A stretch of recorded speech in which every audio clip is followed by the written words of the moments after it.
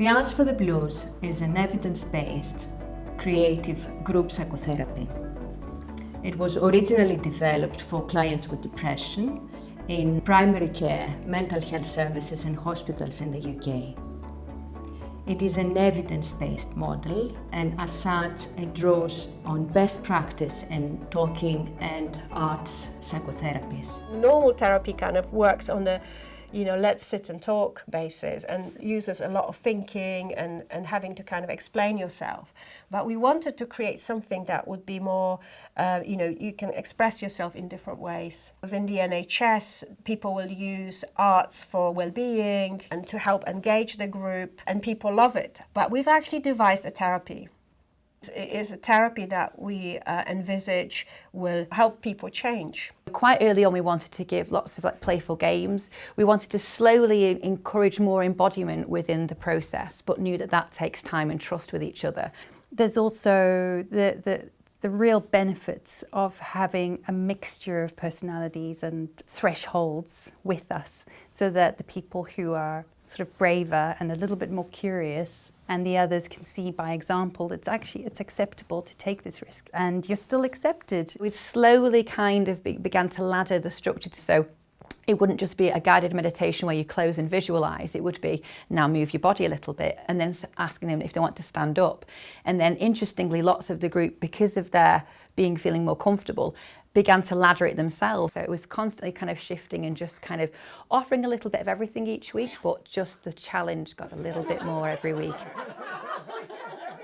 People have realised that you can have fun and you can learn through playing games. Building resilience, building that sort of sense of family within the group, and exploring fairly gently sort of challenging events, challenging aspects of participants' lives. It's just been so relaxed and calm, and it's almost like, because you're physically doing things and you're having to think about what you're doing, it's almost like it hooks you in. The thing I've found about all of it is it's non-judgmental. We interpreted colour, so I think that one was good, and put our markers on and what the colour signified to us. It's made a safe place to go in your head, and no one ever suggested that in all the counsel I've had or anything. We did one called the sand tray. You create whatever you want on the sand tray, and then when you're explaining it, you're more or less talking about yourself. Could express myself with different graphics. That can actually get people talking about things that they wouldn't have been able to talk about before.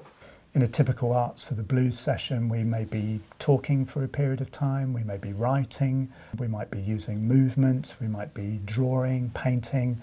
There are all these different ways of getting at our sort of underlying experience. Because sometimes we can't articulate what it is, but actually using the medium, and actually that can be much more telling than actually words can be. When we were interviewing participants right in the beginning, I noticed that a couple of them were saying that they're just tired of talking about the same thing. I think the more opportunities or the more choices we give to people to encounter themselves in these different ways, the richer the psychological process becomes. Compared to other things that I've been introduced to, which I think are the more traditional methods, this was far better.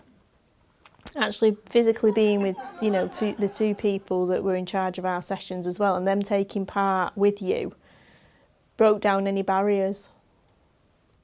While being indirect, because it's often metaphorical and creative, it somehow gets under the defences, gets under the sort of rug of self-protection, and goes deeper faster somehow, but safer.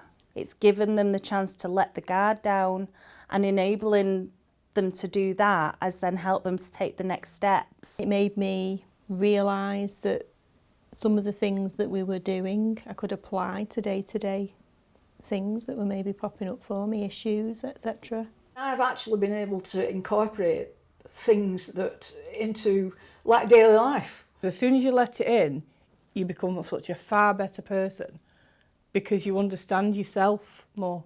We do want to see this creative approach coming to patients, coming to clients, and being actually used, in the NHS context. But this is a very long road, but we are prepared for it, we are up for it, and at the moment we're building capacity with small projects and small testing and piloting. I've seen shifts in people's ability to be more themselves and to accept themselves and to accept others and to feel accepted by others.